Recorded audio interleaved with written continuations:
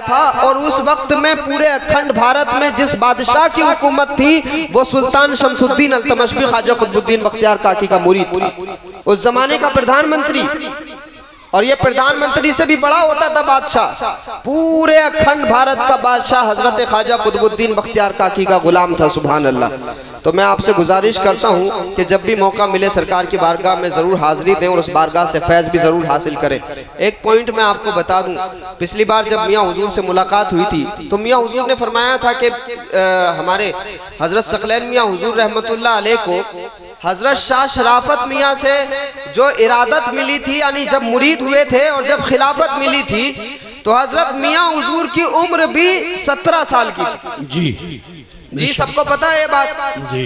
भाई 17 साल का कोई बच्चा अगर यहाँ हो तो खड़ा होके जरा बताए कि भाई 17 साल का कोई बच्चा है यहाँ पे, जरा खड़ा हो जाए। 17 साल का अगर कोई बच्चा हो तो जी, 16-17 साल का कोई बच्चा है यहाँ? ये देखिए ये बच्चा 16-17 साल का है ना।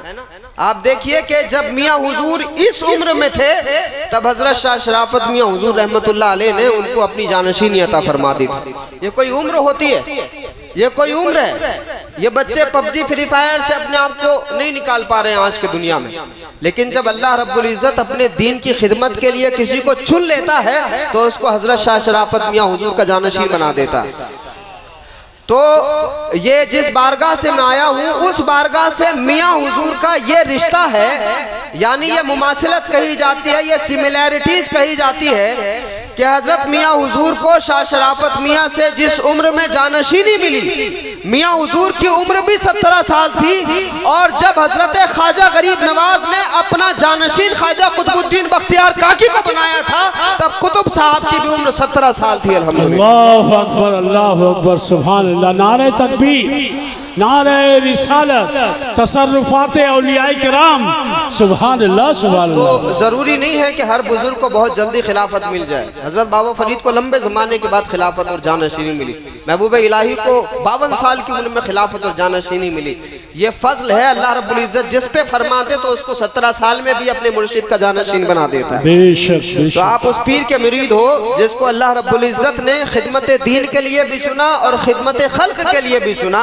और जो अल्लाह के बंदों की खिदमत करता है अल्लाह पाक उसको मखदूम बना देता है। तो अब हर जगह नारे लग रहे हैं, आंखों की ठंडक दिल का चैन। अब हर जगह नारे लग रहे हैं ना, आंखों की ठंडक दिल का चैन, शाह सकलैन, आंखों की ठंडक दिल का चैन, शाह सकलैन। तो ये जो हर दिल की धड़कन हजरत शाह सकलैन बने हुए हैं ये बंदों की कोशिश से नहीं बल्कि अल्लाह के फजल की वजह से बने। बेशक, बेशक जी। तो माहौल थोड़ा सा बन गया है। मैं चाहता हूं कि आप तमाम लोगों का भी नाम रसूलुल्लाह के सना खानों में शामिल हो जाए। आप लोग हुजूर की नात पढ़ना चाहेंगे मिलके? जी जरा हाथ उठा के। माशाअल्लाह, इजाजत है आमिल साहब। वैसे ये तमाम शुआरा बैठे, इनका मुकाबला तो नहीं है, फिर भी थोड़ी बहुत मैं कोशिश कर लेता हूँ। सारे लोग मिल के पढ़ेंगे, जरा एक माहौल बन जाएगा। हजरत मियाँ हुजूर रहमतुल्लाह अलैह को ये इसाले सवाब भी हो जाएगा। उनके तमाम मुरीदीन रसूलुल्लाह के इश्क में झूमकर नाते पढ़े। मियाँ हुजूर की बारगाह में इससे बेहतर खिराज अकीदत कोई और नहीं हो सकता। तो बस इस नियत के साथ में पढ़ ले। पहले दुरूद पाक, अल्लाहुम्मा सल्ली अला सय्यिदिना व मौलाना मुहम्मद व आलिहि वसल्लम, सलातु व सलाम अलैका या रसूलल्लाह सल्लल्लाहु तआला अलैहि व आलिहि वसल्लम। मेरी झोली में रहते हैं सदा टुकड़े मोहम्मद के। जो जो हुजूर के टुकड़े खाता है मिल के पढ़ ले। मेरी झोली में रहते हैं सदा टुकड़े मोहम्मद के। मेरी झोली में रहते हैं सदा टुकड़े मोहम्मद के सल्लल्लाहु अलैहि वसल्लम। पूरी महफिल एक साथ में बोले, मेरी झोली में रहते हैं सदा टुकड़े मोहम्मद के। अज़ल से खा रहा है ये गदा टुकड़े मोहम्मद के, टुकड़े मोहम्मद के। मेरी झोली में रहते हैं सदा टुकड़े मोहम्मद के। पड़ी है क्या मुझे शाहों के दर से जाके मांगू मैं। आमिर साहब बेशक पड़ी है क्या मुझे शाहों के दर से जाके मांगू मैं। खिलाता है मुझे मेरा खुदा टुकड़े मोहम्मद के, टुकड़े मोहम्मद के मेरी झोली में रहते हैं सदा टुकड़े। सुभान अल्लाह सुभान अल्लाह। और हुजूर के टुकड़े खा के क्या बनते हैं, खास तौर से ये शेर समाज फरमाए। इन्हें खाकर अबू बकरो उमर उस्मान बनते हैं। बेशक बेशक हम अहले सुन्नत वल जमात हैं, दिल खोल करके हजरत अबू बकर का नाम लेते हैं अल्हम्दुलिल्लाह। बेशक हमारे सीनों को अल्लाह ने कुशादा बनाया, हम हजरत उमर के नाम पे भी सुभान अल्लाह कहते हैं। अल्लाह ने हमें खुश अकीदा बनाया, हमारे दिल तंग नहीं है। हम सहाबा की आड़ में अहले बैत की गुस्ताखी नहीं करते और न अहले बैत को बुनियाद बना करके सहाबा पे लान तान करते। अल्हम्दुलिल्लाह पूरी महफिल बोले जनाब उस्मान के नाम पे सुभान अल्लाह सुभान अल्लाह सुभान अल्लाह। इन्हें खाकर अबू बकरो उमर उस्मान बनते हैं के रुतबे में कुछ ऐसे हैं जुदा टुकड़े मोहम्मद के, टुकड़े मोहम्मद के मेरी झोली में रहते हैं सदा टुकड़े मोहम्मद सुभान अल्लाह।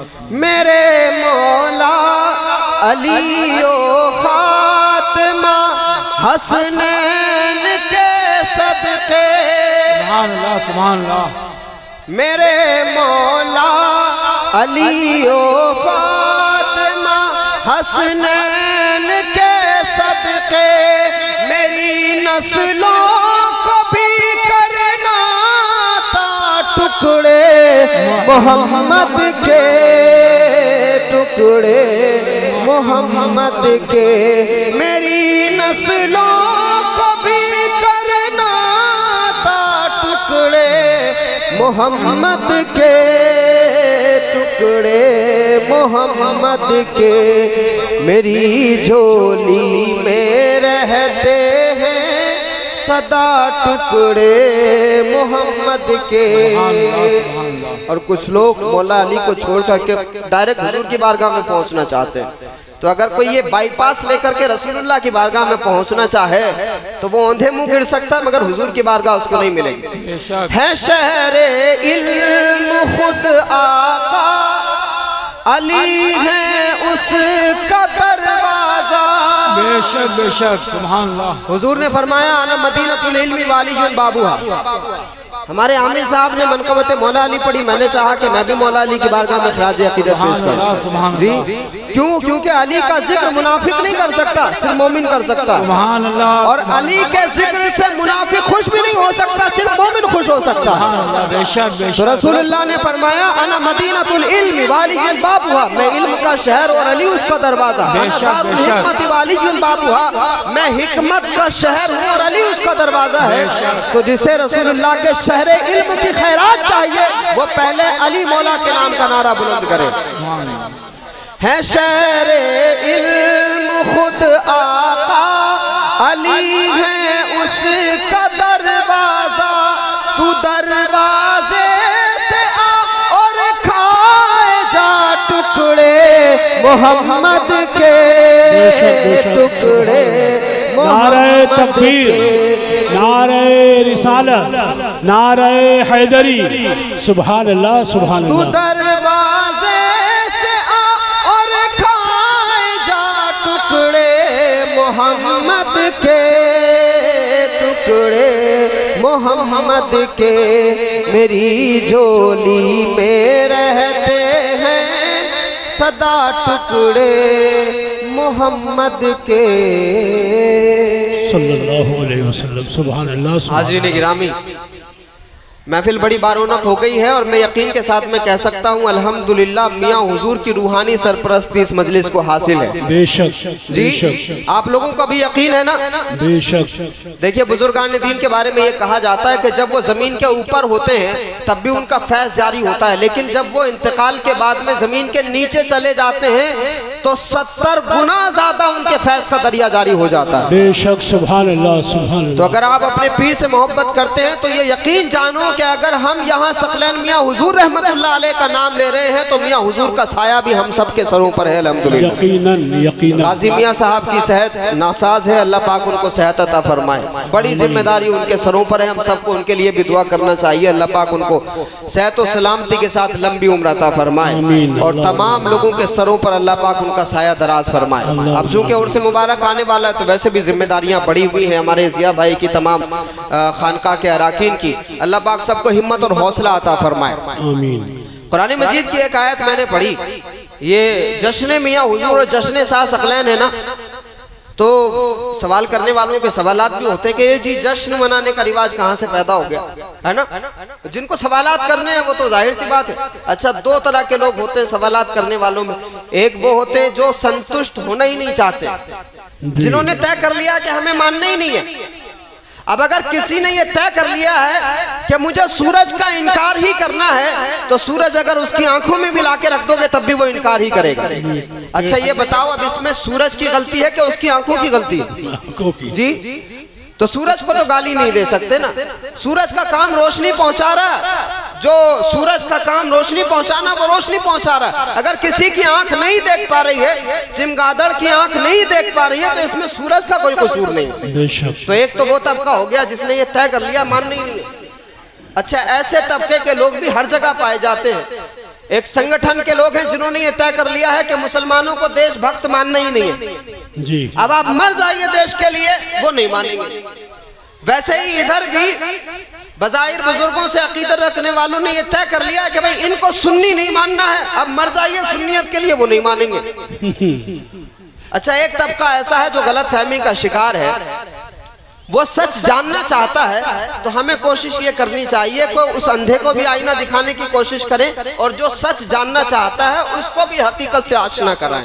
हमारा काम पहुंचाना है, हिदायत देना अल्लाह का काम है कि नहीं? चाहे बात ईमान की हो, इस्लाम की हो, शरीयत की हो या पीरो मुर्शिद की हो, सही बात पहुंचाना ये हमारा फर्ज है और हिदायत के लिए दुआएं करना ये भी हमारा फर्ज है। अब सही रास्ता दिखाना और ना दिखाना ये अल्लाह रब्बुल इज्जत का काम है। तो ये जो जश्न हम मनाते हैं, जश्न ईद मिलादुन नबी है, जश्न शाह शराफत है, जश्न मियाँ हुजूर है, कुरान मजीद में इसका कहाँ हुक्म है? अल्लाह रब्बुल इज्जत ने इरशाद फरमाया, कुल बिफद्लिल्लाहि व बिरहमतिही फबिदालिका फलयफरहू। अल्लाह कहता है महबूब आप लोगों से कह दीजिए अल्लाह के फजल पर और उसकी रहमत पर खुशियां मनाया करो। हैं? जश्न में क्या होता है? खुशियां ही तो होती हैं जी। जश्न में चरागा होता है, खुशियां होती हैं, और ये जश्न करने का हुक्म डायरेक्ट अल्लाह रब्बुल इज्जत ने कुरान मजीद में इरशाद फरमाया। सुभान अल्लाह। और उसी तरह से फरमाया वाम्मा बिनिअमति रब्बिका फहद्दिस, अपने रब की नेमतों का खूब खूब चर्चा किया करो। ये चूंकि अब ईद मिलादुन नबी का मौसम है और माह रबीउन नूर शरीफ खत्म हो रहा है, कल इंशाअल्लाह आखिरी तारीख होगी और कल चांद भी दिख जाएगा। आज 29 रबीउल अव्वल हो गई। तो मैं चाहता हूं कि इस हवाले से बात शुरू करें और फिर हम मदीना शरीफ से होते हुए बरेली शरीफ पहुंच जाएं जी। अच्छा, ये बरेली शरीफ है किसकी? ये बरेली शरीफ हजरत शाह नियाज बिन नियाज बरेलवी की अल्हम्दुलिल्लाह। ये बरेली शरीफ किसकी है? हजरत शाह शराफत मियाँ हुजूर रहमतुल्लाह अलैह की। ये हिंदुस्तान सबका है, लेकिन जिसकी अकीदतें जैसी जुड़ी हुई है वो वैसे नाम ले सकता है। हर नागरिक को हक हासिल है कि वो हिंदुस्तान को अपने अपने लोगों के साथ में जोड़े, लेकिन चूंकि हम गरीब नवाज के गुलाम हैं तो इसलिए मोहब्बत से कहते हैं ख्वाजा का हिंदुस्तान, है ना? तो वैसे ही बरेली हजरत शाह नियाज बिन नियाज की बरेली भी, हजरत शाहदाना की बरेली, हजरत शाह शराफत मियाँ हुजूर की, और बरेली में एक बहुत अजीम शख्सियत का नाम हजरत सकलैन मियाँ हुजूर रहमतुल्लाह अलैह। तो आज उनके नाम का जश्न हो रहा है। आका अलैहिस्सलातु वस्सलाम से बात शुरू करते हैं। अल्लाह रब्बुल इज्जत ने फरमाया कि अल्लाह के फजल पर और उसकी रहमत पर खुशियां मनाया करो। तो कुरान मजीद में अल्लाह रब्बुल इज़्ज़त ने ये जश्न मनाने का हुक्म फरमाया और अल्लाह की नेमतों का चर्चा करने का भी हुक्म फरमाया। अल्लाह पाक ने बड़ी नेमतें हमें अता फरमाई हैं, ये आँख भी, ये कान भी, ये ज़बान भी, ये पूरा वजूद ही नेमत है ना। अल्लाह ने कैसी नेमतें अता फरमाई हैं। कोरोना के दिनों में सांसें इतनी ज़्यादा महंगी हो गई थी कि जब दम घुटने लगा था और सांसें नहीं आ पा रही थी तो ऑक्सीजन का सिलेंडर कितना महंगा मिल रहा था, याद है आप लोगों को? ऑक्सीजन का सिलेंडर कितना लाखों में कीमत पहुंच गई थी, 1000 का सामान लाखों में पहुंच गया। यानी जब आपदा आई इंसानियत पे तो जालिमों ने उस आपदा को अवसर में तब्दील कर दिया। आप देखो कि 24 घंटे के लिए सिलेंडर, उसकी कीमत लाखों रुपए कर दी गई। ये अल्लाह का कितना बड़ा फजल है कि हम पैदा हुए और पैदाइश से लेकर मौत तक अल्लाह रब्बुल इज़्ज़त ने फ्री ऑफ कॉस्ट ऑक्सीजन अता फरमा दिया। सांसों की कोई कीमत नहीं रखी उसने। अगर वो परवरदिगार सांसों की कीमत रखता तो जरा सोचिए कि हम सांसों की कीमत किस तरह अदा कर पाते। लेकिन ये उस रब की मेहरबानी है, उस रब का करम है, ये उसका फजल है, ये उसका शुक्र है कि उसने फ्री ऑफ कॉस्ट ऑक्सीजन अता फरमाई है। तो सारी नेमतें अल्लाह ने अता फरमाई। अल्लाह की नेमतों पर खुशी का इजहार करना चाहिए, अल्लाह की नेमतों का चर्चा करना चाहिए। अल्लाह ने बड़ी सारी नेमतें अता फरमाई और इतनी नेमतें दी, फरमाया वइन तउद्दु निअमतल्लाहि ला तुसूहा, अगर तुम हमारी नेमतों को शुमार करना चाहो तो गिन नहीं सकते, इतनी नेमतें। फिर फरमाया फबिअय्यि आलाई रब्बिकुमा तुकज़्ज़िबान, तुम अपने रब की किस किस नेमत को झुटलाओगे। अगर ये जबान पर थूक ना हो ना, ये थूक भी इतनी बड़ी नेमत है कि अगर मियाँ जबान पे ये थूक ना हो तो आदमी को नहारी और दाल के टेस्ट का पता नहीं चलेगा। बिल्कुल बेशक ऐसी ऐसी नेमतें अता फरमाई है कि अगर आदमी अपने वजूद पर गौर फिक्र कर ले तो दिल से एक आवाज आएगी कि परवरदिगार तेरा शुक्र है, तूने मुझे भले ही अडानी अंबानी ना बनाया हो लेकिन एक इंसान बना करके मुसलमान बना दिया, इससे बड़ा कोई और एहसान तेरा नहीं। बेशक इतना बड़ा एहसान उसने फरमा दिया। तो हम हर नेमत पर शुक्र अदा करें, हर नेमत पर खुशियों का इजहार करें। अल्लाह ने सारी नेमतें अता फरमाई, लेकिन आप देखिए कि अल्लाह ने एहसान नहीं जतलाया किसी भी नेमत पे, एहसान नहीं जतलाया, पूरा वजूद अता फरमाया, ऑक्सीजन अता फरमाई, जबान, आँख, नाक, कान सब कुछ अता फरमाया, मगर उसने एहसान नहीं जतलाया। एक नेमत अल्लाह ने जब अता फरमाई तो अल्लाह पाक खुद इरशाद फरमाता है, लक़द मन्नल्लाहु अलल मुमिनीना इज़ बअथ फ़ीहिम रसूलन मिन अनफुसिहिम, क्या लोगों हमने तुम्हें जिंदगी अता फरमाई, हमने तुम्हें आंखें और नाक, कान, पूरा वजूद अता फरमा दिया, लेकिन एहसान किसी बात पर नहीं है, एहसान तुम्हारी जानों पर हमने ये किया है कि हमने तुम्हें अपना महबूब अता फरमा दिया। सुभान अल्लाह, सुभान अल्लाह। तो अल्लाह का सबसे बड़ा एहसान क्या है कि उसने अपना महबूब अता फरमा दिया। क्या दुनिया की ये रीत है कि कोई अपना महबूब किसी को दे दे, लेकिन अल्लाह रब्बुल इज़्ज़त का फजल ये है कि उसने अपना महबूब अता फरमाया और महबूब अता फरमाकर उसने ये करम फरमाया कि उस महबूब के उम्मतियों में हमें पैदा फरमा दिया। सुभान अल्लाह, सुभान अल्लाह। अब आप देखिए कि सबसे बड़ी नेमत, हम जब बेटी घर में पैदा होती है तो खुशी मनाते हैं कि नहीं मनाते? खुशी मनाते हैं। अच्छा, कौन कौन लोग नहीं मनाते, जरा हाथ उठा दे। बेटी के पैदा होने पे कौन कौन खुशी नहीं मनाता? बेटी के पैदा होने पर खुशी कौन कौन मनाता है, जरा हाथ उठाइए। सुभान अल्लाह। बेटियां पैदा हो तो खुशियां मनाना रसूलुल्लाह की सुन्नत है। हुजूर अलैहिस्सलातु वस्सलाम ने फरमाया, जिसके घर में बेटियां पैदा हो और वो उन बच्चियों को अच्छी तालीम दे, उनकी तरबियत करे और अच्छे घर में उसकी शादी कर दे, अल्लाह पाक उस बेटी को माँ बाप के लिए जहन्नम से ढाल बना देता है। सुभान अल्लाह। ये फजीलत किसी बेटे के बारे में मैंने नहीं पढ़ी जो बेटियों के बारे में रसूलुल्लाह ने इरशाद फरमाई। दुनिया के सारे लोगों का सिलसिला नसब बेटों से चलता है, लेकिन रसूलुल्लाह का नसब जनाब फातिमा ज़हरा से दुनिया में चला है। ये बेटी की फजीलत है, वरना उस जमाने में बेटियों को मारा जाता था, बेटियों को दबाया जाता था, बेटियों को दफन कर दिया जाता था। रसूलुल्लाह ने फरमाया कि लोगों, ये बेटियां दफन करने के लिए नहीं होती बल्कि अल्लाह की रहमत बनकर के नाजिल होती है। तो जब रहमत पैदा होती है तो खुशियां मनाई जाती हैं। अरे लोगों, इस ईद मिलादुन नबी के महीने में, रबीउल अव्वल शरीफ के महीने में 12 तारीख को सिर्फ रहमत तशरीफ नहीं लाई है बल्कि रहमतुल लिल आलमीन तशरीफ लाए। इसलिए अल्लाह के फजल पर और उसकी रहमत पर खुशी मनाई जाती है, इसलिए अल्लाह की नेमत पर खुशी मनाई जाती है, क्योंकि अल्लाह की सारी नेमतों में सबसे बड़ी नेमत का नाम मोहम्मदुर रसूलुल्लाह सल्लल्लाहु अलैहि वसल्लम है। तो आका अलैहिस्सलातु वस्सलाम इस महीने में तशरीफ लाए, इसलिए जश्न मनाया जाता है। हजरत शेख अब्दुल हक मुहद्दिस देलवी रहमतुल्लाह अलैह एक बहुत बड़े आलिम दीन, हजरत इमाम रब्बानी मुजद्दिद अल-फ़सानी के पीर भाई भी हैं। शेख अब्दुल हक मुहद्दिस देलवी ने इरशाद फरमाया कि जी जिस रात रसूलुल्लाह इस दुनिया में तशरीफ लाए वो रात शब कद्र से भी अफजल है। सुभान अल्लाह। शब कद्र में हम जमा होते हैं ना इबादत के लिए, हजरत शेख अब्दुल हक फरमाते हैं कि वो रात जो जिस रात में हुजूर तशरीफ लाए वो रात शब कद्र से भी अफजल है। क्यों? क्योंकि जिसके सदके में शब कद्र मिली वो जात मोहम्मद रसूलुल्लाह की। बेशक बेशक। अच्छा, एक बड़ी मोहब्बत की बात बताऊं, आप लोग तवज्जो से सुन रहे हैं ना, बात सारे लोगों तक पहुंच रही है, पीछे वालों तक भी। किसी जमाने में ये डिबेट छिड़ी थी कि मक्का अफजल है या मदीना अफजल। मुख्तार साहब जी, मक्का अफजल या मदीना अफजल जी। अब ये बात हजरत शेख अब्दुल हक मुहद्दिस देलवी तक भी पहुंची। तो हजरत शेख ने कहा कि भाई मक्का अफजल या मदीना अफजल, आइए कुरान मजीद से इसको समझ लेते। और कुरान मजीद की सूरह बलद उन्होंने खोली और फरमाने लगे ला उक़सिमु बिहादल बलद, अल्लाह रब्बुल इज्जत ने शहर मक्का की कसम खाई। जब बहुत इंपॉर्टेंस किसी की जतानी होती है या आदमी को जब अपनी बात मनवानी होती है तो वजन डालने के लिए क्या करता है? कसम खाता है। अच्छा, परवरदिगार तो वैसे भी अगर बोल दे और कोई ना माने तो बंदा मुसलमान नहीं रह सकता, लेकिन उस परवरदिगार ने कसम याद फरमाई, कसम खाई किसकी? शहर मक्का की। ला उक़सिमु बिहादल बलद, महबूब मुझे इस शहर मक्का की कसम। अब क्यों कसम याद फरमाई? हजरत शेख अब्दुल हक मुहद्दिस देलवी कहते हैं अल्लाह ने शहर मक्का की कसम इसलिए याद नहीं फरमाई कि यहाँ काबतुल्लाह है, यहाँ अल्लाह का घर है, इसलिए याद नहीं फरमाई। इसलिए भी याद नहीं कि यहाँ मुज़दलिफा है, मिना की वादी है, यहाँ अरफात है, या यहाँ पर जमजम का कुआं है, या यहाँ सफा और मरवा की पहाड़ियां हैं। हजरत शेख फरमाते हैं कि भाई अल्लाह ने वजह कसम भी बयान फरमाई और ये कहा अल्लाह ने कि महबूब मुझे इस शहर मक्का की कसम इसलिए वअन्ता हिल्लुम बिहादल बलद, क्योंकि इस शहर में जो आप जलवा अफरोज है, इस शहर में आप रहते हैं, इस वजह से मुझे शहर मक्का की कसम। अब वो डिबेट थी ना मक्का अफजल या मदीना अफजल। अब हजरत शेख अब्दुल हक मुहद्दिस देलवी फरमाते हैं कि मियाँ इस आयत से साबित यह होता है कि अल्लाह ने शहर मक्का की कसम हुजूर की वजह से याद फरमाई, तो फलसफा हल हो गया। जब तक रसूलुल्लाह मक्का में थे मक्का अफजल था, जब हुजूर मदीना आ गए हैं तो मदीना अफजल हो गया। नारे तकबीर, नारे रिसालत, सुभान अल्लाह सुभान अल्लाह, वाह वाह वाह। जब हुजूर मदीना आ गए हैं।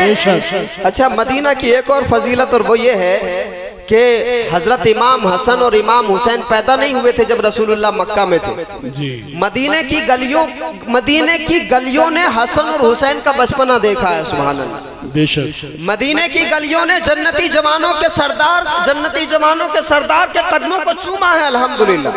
ये वो मदीना है जब रसूलुल्लाह यहाँ तशरीफ नहीं लाए थे तो पता है ये मदीना नहीं हुआ करता था। बड़ी अच्छी बात जहन में आई मुख्तार जी जी। जब हुजूर यहाँ तशरीफ नहीं लाए थे तो ये बीमारियों की जगह हुआ करता था जी। इसको क्या कहा जाता था? यस्रिब। यस्रिब कहा जाता था। कुरान में कहा गया या अहले यस्रिब ला मुकाम लकुम फर्जिउ, इसको यस्रिब कहा जाता था, बीमारियों की जगह, जब हुजूर तशरीफ नहीं लाए।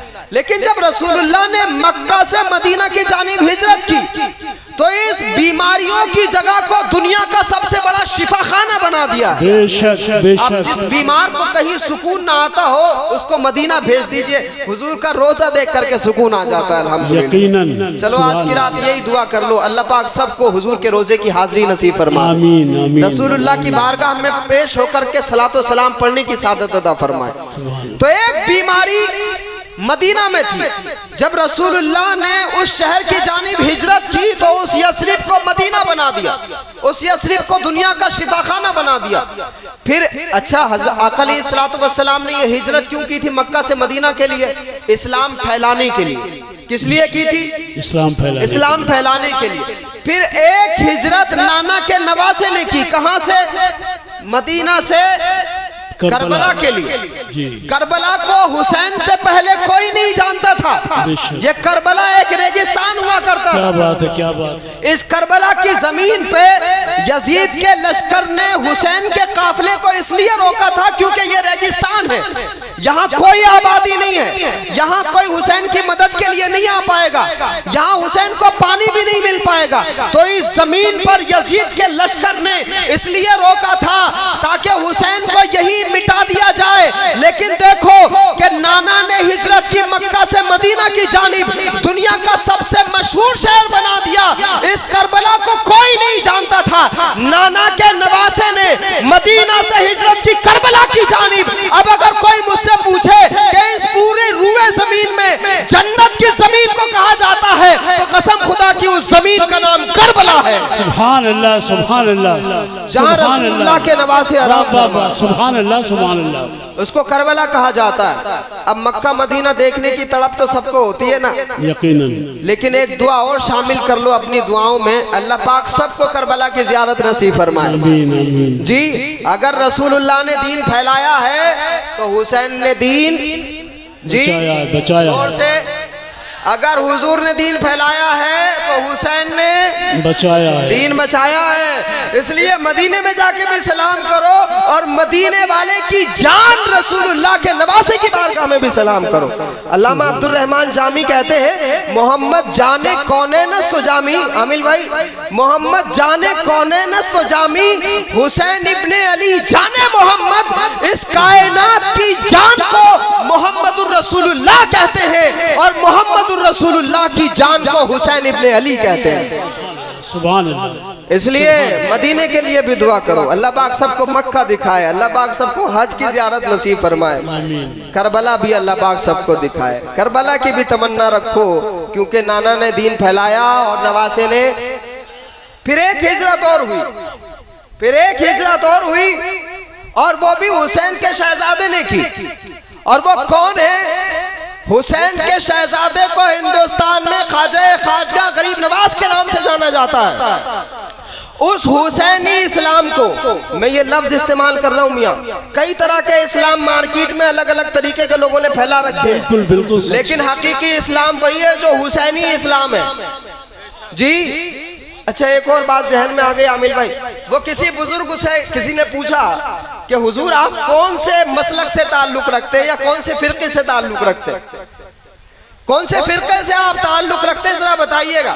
तो उन्होंने कहा, मियाँ करबला के बाद में दुनिया में सिर्फ दो ही फिरके बचे, या तो हुसैनी या यजीदी। मेरा ताल्लुक अल्हम्दुलिल्लाह हुसैनियत से है, मैं हुसैनी हूँ। सुभान अल्लाह, आप सब हुसैनी है ना? अल्हम्दुलिल्लाह, सुभान अल्लाह। नारे तकबीर, नारे रिसालत, फैज़ाने अहले बैत, नारे तकबीर, सुभान अल्लाह, सुभान अल्लाह। मियाँ मियाँ हुजूर ने सबको इमाम हुसैन की मोहब्बत पिलाई है, इसलिए सारे के सारे हुसैनी सकलीनी है अल्हम्दुलिल्लाह। जी, सारे सकलैनी हुसैनी है अल्हम्दुलिल्लाह। दुनिया चाहे जिसके साथ भी वफादारी करते फिरे, लेकिन जितने भी सकलैनी है ये सारे के सारे हुसैनी है अल्हम्दुलिल्लाह, है ना? सुभान अल्लाह। तो वो एक हिजरत किसने की? रसूलुल्लाह ने की मदीना शरीफ की जानिब, एक हिजरत हजरत इमाम हुसैन ने की मदीना से करबला की जानिब। फिर उसी हुसैनी इस्लाम को हिंदुस्तान में कौन लेकर के आए? गरीब नवाज, गरीब नवाज हिंदुस्तान में लेकर के आए। मैंने कहा इस यसरिब को कोई नहीं जानता था, हुजूर हिजरत कर गए, सारी दुनिया में मदीना जाने लगे। उसी तरह से इस करबला को भी कोई नहीं जानता था, लेकिन नवासे ने हिजरत की, सारी दुनिया में करबला मशहूर हो गई। लेकिन कसम खुदा की एक हिजरत उस नाना के नवासे ने, यानी ख्वाजा गरीब नवाज ने संजर से हिंदुस्तान की जानिब की। अरे आज हिंदुस्तान बहुत डेवलप हो गया, हिंदुस्तान से बहुत सारी चीजें बाहर एक्सपोर्ट होती हैं, बहुत सारा प्रोडक्शन हिंदुस्तान में होता है, बड़ी बड़ी कंपनियां हैं। लेकिन आज 2025 में भी अजमेर शरीफ को किसी कंपनी और किसी प्रोडक्शन की वजह से नहीं जाना जाता। सारी दुनिया में अगर अजमेर को पहचाना जाता है तो वो ख्वाजा मुईनुद्दीन की वजह से पहचाना जाता है। बेशक बेशक, ये कितनी बड़ी रियलिटी है ना, ये कितनी बड़ी सच्चाई और हकीकत है कि आज भी अजमेर को। तो एक बात याद रखिए कि जो अल्लाह का चुना हुआ बंदा होता है ना, वो एक बंजर जमीन में ऐसा गुलशन खिलाता है कि उस जगह की अपनी कोई पहचान नहीं होती, लेकिन जब अल्लाह का वली वहां पर कदम रख देता है तो उस बंजर जमीन में सरसब्जी और शादाबी पैदा कर देता है अल्हम्दुलिल्लाह। बेशक बेशक जी, और ये जो अल्लाह वाले होते हैं ये जमीन पर भी खेतियां करते हैं और उससे कहीं ज्यादा दिलों पर खेतियां करते हैं अल्हम्दुलिल्लाह। बेशक। तो आपके दिल पर खेती किसने की है? हजरत सकलैन मियां हुजूर रहमतुल्लाह अलैह जी, तभी तो आपके चेहरों पर अल्हम्दुलिल्लाह सुभान अल्लाह की सदाएं हैं। ये जो नूर है चेहरों पर सिर्फ इस वजह से क्योंकि दिल की खेती किसने की और बड़ी मजबूत की है अल्हम्दुलिल्लाह। जी बेशक। इधर उधर नहीं डाला, रसूलुल्लाह के घर वालों के कदमों में डाला है। बेशक। और अल्लाह पाक यहीं पर निस्बतें भी अता फरमाए और इन्हीं से वफादारी भी कायम रखे। आमीन। तो कुरान मजीद की वो आयत मैंने पढ़ी कि अल्लाह के फजल और उसकी रहमत पर खुशी मनाओ। तो मैं बता रहा था कि शेख अब्दुल हक मुहद्दिस देलवी ने फरमाया कि जब तक हुजूर मक्का में थे मक्का अफजल था, और जब हुजूर मदीना आ गए तो क्या मदीना अफजल हो गया, अल्हम्दुलिल्लाह। अच्छा, एक और बात मैं आपको बताऊं, बड़ी दिलचस्प बातें हैं क्योंकि आप लोग बड़ी तवज्जो से सुन रहे हैं तो बातें भी जहन में आ रही हैं। हजरत इब्राहिम अलैहिस्सलाम ने खाने काबा तामीर किया था, आप जानते हैं जी। काबा किसने तामीर किया? हजरत वैसे तो हजरत आदम अलैहिस्सलाम से ही सिलसिला है, लेकिन इसका बाज़ाब्ता जो कंस्ट्रक्शन है वो किसने किया था? काबे के इंजीनियर को हजरत इब्राहिम खलीलुल्लाह कहते हैं। सुभान अल्लाह। सुभान। काबे के इंजीनियर कौन? जनाब इब्राहिम खलीलुल्लाह। अब जब काबा बना लिया हजरत इब्राहिम ने, उजरत मांगी हजरत इब्राहिम ने फिर अल्लाह की बारगाह से। ये घर किसका था? मैं जितना बड़ा कंस्ट्रक्शन होता है और जितनी मेहनत का काम होता है उतनी मजदूरी भी होती है, उसी लेवल की फिर उजरत भी होती है। हजरत इब्राहिम अलैहिस्सलाम एक पत्थर पे खड़े होके खाने काबा तामीर कर रहे थे, जैसे पाड़ बांधी जाती है। तो वो जो हजरत इब्राहिम की पाड़ थी वो क्या था? उसको मकाम इब्राहिम कहा जाता है। आमिल भाई, उसको मकाम इब्राहिम कहा जाता है। उस मकाम इब्राहिम की खुसूसियत ये है कि जब जनाब इब्राहिम उस पत्थर पे खड़े होकर काबा तामीर कर रहे थे तो ऑटोमेटिकली उस पत्थर की खुसूसियत ये थी कि जब हजरत इब्राहिम को ऊपर की जरूरत होती थी वो खुद बड़ा हो जाता था, और जब नीचे आने की जरूरत होती वो खुद छोटा हो जाता था। सुभान अल्लाह, सुभान अल्लाह। ये कितनी अजीब बात है ना, जहन में आने वाली बात नहीं है। तो सारी बातों में दिमाग लगाने की भी जरूरत नहीं है। निकल जा अक्ल से आगे के ये नूर चरागे राह है, मंजिल नहीं है। मियाँ हुजूर सबकी समझ में नहीं आते तो समझने की कोशिश क्यों कर रहे हो? दिल लगाओ। वाह वाह वाह वाह वाह वाह वाह वाह वाह। ये जुमला फिर अता फरमा दे। वाह वाह। मियाँ हुजूर सबको समझ में नहीं आते तो फिर समझने की कोशिश क्यों कर रहे हो? जी, अल्लाह वाले समझ में थोड़ी आते हैं, दिल में आते हैं। क्या बात है जी। अच्छा, अब जो नहीं समझ पा रहा है शिकवा मत करो उससे, क्योंकि उसकी समझ ही छोटी है। वो दिमाग लगा रहा, दिल नहीं लगा रहा। जब दिल लगाएगा तो उसको समझ में आएगा। अब अच्छा, दिमाग लगा के ये बताओ कि कोई पत्थर ऑटोमेटिकली क्या छोटा बड़ा हो सकता है? नहीं हो सकता। दिमाग तो यही कहेगा ना भाई, वो कोई रिमोट कंट्रोल तो है नहीं, चैनल बदल लो। बिल्कुल। लेकिन जब दिल लगाओगे तो दिल कहेगा कि हाँ हो तो नहीं सकता ये बात, लेकिन अगर अल्लाह चाहे तो सब कुछ हो सकता है। बेशक, सुभान अल्लाह। तो सारी बातों में दिमाग लगाने की जरूरत नहीं है। जरूरी नहीं है कि हर चीज जो है खुली हुई आंखों से दिखाई दे। कुछ चीजें देखने के लिए आंखों को भी बंद भी करना पड़ता है। जी, कुछ चीजों को देखने के लिए आंखें बंद भी करनी पड़ती हैं। और जब आंखें बंद करके मियाँ हुजूर के जलवे देखना चाहोगे दिल की तरफ तवज्जो लगा करके, तो इंशाल्लाह जलवे भी दिखाई दे जाएंगे। जी, दिखाई देते हैं कि नहीं देते? मियाँ हुजूर का तसव्वुर करते हो तो क्या आता है दिमाग में? जिक्र करते हुए मियाँ हुजूर आते हैं कि नहीं दिमाग में? अल्हम्दुलिल्लाह, है ना। नरमी से गुफ्तगू करते हुए, मोहब्बत से बात करते हुए, समझाते हुए दिमाग में आते हैं कि नहीं आते? ख्याल आता है कि नहीं आता? और ये ख्याल लाने के लिए आंखें खोलने की जरूरत नहीं है, इसको देखने के लिए आंखें बंद करने की जरूरत। तो जनाब इब्राहिम अलैहिस्सलाम जिस पत्थर पे खड़े होके खाने काबा तामीर कर रहे थे, वो पत्थर कभी बड़ा हो जाता, कभी छोटा हो जाता। अच्छा, दिमाग में तो ये बात भी नहीं आती कि कोई लकड़ी सांप बन सकती है। बन सकती है क्या? लकड़ी सांप बन सकती है? अल्लाह चाहे। लेकिन अगर अल्लाह चाहे तो। अच्छा, ये कोई बात मैं फर्जी नहीं कर रहा हूँ, ये सब कुरान मजीद में। चूंकि वक्त इतना ज्यादा नहीं है कि मैं आयतें पढ़ के आपको सुनाऊं। जनाब मूसा अलैहिस्सलाम के सामने जब जादूगरों ने रस्सियों को बट करके जमीन पे डाला तो वो सारी रस्सियां सांप बन गईं। अल्लाह ने हजरत मूसा की तरफ वही कर दी कि मूसा देखते क्या हो, तुम्हारे हाथ में जो ये लकड़ी है तुम इसको जमीन पे डाल दो। जनाब मूसा ने दिमाग नहीं लगाया, दिल लगाया। अच्छा, शैतान को जनाब आदम क्यों समझ में नहीं आए? क्योंकि उसने दिमाग लगाया था, दिल नहीं लगा। अब जब दिमाग लगाया तो ये देखा कि ये तो मैं तो इससे बेहतर हूं। अच्छा, जो ये समझ ले कि मैं बेहतर हूं या मेरा पीर उससे बेहतर है, समझ लो कि ये दावा इंसान का और आदम का नहीं है। ये किसका दावा है? क्या बात है, क्या बात है। मैं खत्म कर दूं गुफ्तगू, आप लोग बोर हो रहे हैं। दूसरा रिस्पॉन्स पूरा करिए। नहीं, बहुत गौर से सुन। कुरान मजीद में क्या कहा? अना खैरुम मिन। ये दावा पता किसका? मैं इससे बेहतर हूँ। ये दावा किसका? शैतान का। शैतान का। जो ये समझ ले कि मैं और मेरा पीर फलां से बेहतर है, समझ लो कि वो दावा उधर का। तो चूंकि शैतान ने दिमाग लगाया तो क्या हुआ कि जा ये मिट्टी से पैदा, मैं आग से पैदा। तो अल्लाह की पसंद को शैतान ने नापसंद किया, इबादतें करने के बावजूद वो शैतान हो गया, है ना। तो जनाब इब्राहिम अलैहिस्सलाम, तो मैं बता ये रहा था कि कोई लकड़ी अज़दाहा नहीं बन सकती। जब हजरत मूसा अलैहिस्सलाम से अल्लाह ने कहा कि इस लकड़ी को जमीन पे डालो, तो जनाब मूसा ने दिमाग नहीं लगाया, दिल लगाया, क्योंकि वो ये जानते थे कि अगर ये जादूगर रस्सियों को सांप बनाने पर कादिर है तो मेरा परवरदिगार इस लकड़ी को अज़दाहा बनाने पर कादिर है। सुभान अल्लाह। और फिर जनाबे मूसा ने अल्लाह पे यकीन करते हुए जब वो लकड़ी जमीन पे डाली, वो अज़दाहा बन गई और जादूगरों के सारे सांपों को निकल गई। और ये देख करके कहा आमन्ना बिरब्बी मूसा व हारून। सारे जादूगरों ने कहा कि हम मूसा और हारून के रब पर ईमान लाए। तो इसी तरह के बहुत सारे वाक़यात कुरान मजीद में। तो हजरत इब्राहिम की ये जो पाड़ थी, ये कभी बड़ी हो जाती, कभी छोटी हो जाती। अब क्या हुआ? खाने काबा तामीर हो गया। अब मैं क्लाइमेक्स की तरफ आ रहा हूँ। ये जो पूरी स्टोरी का जो क्लाइमेक्स है वहां आ रहा हूँ। जनाब इब्राहिम अलैहिस्सलाम ने काबा तामीर कर ली। अब जब तामीर मुकम्मल हो गई तो परवरदिगार की बारगाह में दुआ की हजरत इब्राहिम अलैहिस्सलाम ने। उजरत मांगी, मजदूरी मांगी। अब ये घर भी दुनिया में तो और खाने काबा नहीं है ना, वो एक ही घर है। अब मजदूरी में हजरत इब्राहिम ने क्या मांगा होगा?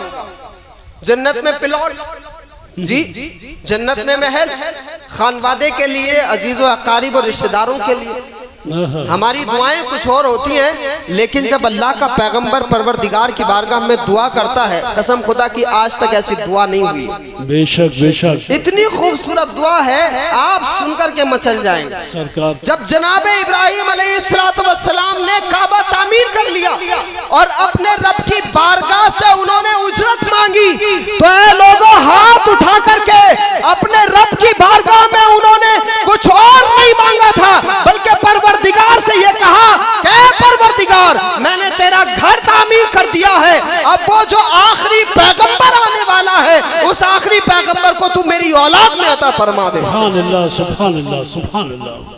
बेशक वो जो आखिरी पैगंबर आने वाले हैं, रब्बना वबअस फीहिम रसूला, कुरान मजीद है ये। जी जी जी। वो जो आखिरी पैगंबर आने वाले हैं, या अल्लाह तू मेरी औलाद में उसे अता फरमा दे। अब मुझे बताओ, जरा इस बात का इस्तेकबाल करो और हाथ उठा के बताओ, क्या इससे बेहतर इस कायनात में कोई और दुआ हो सकती है? नहीं। जी, इससे बेहतर कोई और दुआ हो सकती है?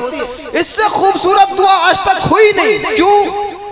क्योंकि इस कायनात की जान को मोहम्मद रसूलुल्लाह कहते हैं, और हजरत इब्राहिम ने परवरदिगार की बारगाह से उसी जान को अपनी औलाद में मांग लिया था। सुभान अल्लाह। अब इधर हजरत इब्राहिम ने मांग तो लिया, अच्छा एक और दुआ। चलो, हजरत इब्राहिम ने यह दुआ की थी कि परवरदिगार तू उसे मेरी औलाद में अता फरमा दे, रब्बना वबअस फीहिम रसूला, आखिरी पैगंबर मुझे अता फरमा दे।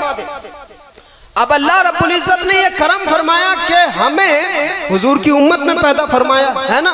तो चलो आज की रात हाथ उठाओ, अल्लाह की बारगाह में ये दुआ करते हैं, परवरदिगार तूने हमें उस नबी की उम्मत में पैदा फरमाया है, तो क़यामत तक आने वाली हमारी सारी नस्लों को रसूलुल्लाह का गुलाम बनाना, हुजूर की उम्मत में पैदा फरमाना, रसूलुल्लाह का कलमा पढ़ने वाला बनाना, सबको ईमान वाला बनाना।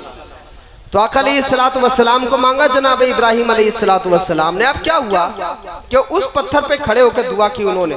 हजरत इब्राहिम के कदम और भी पत्थरों पर पड़े हुए।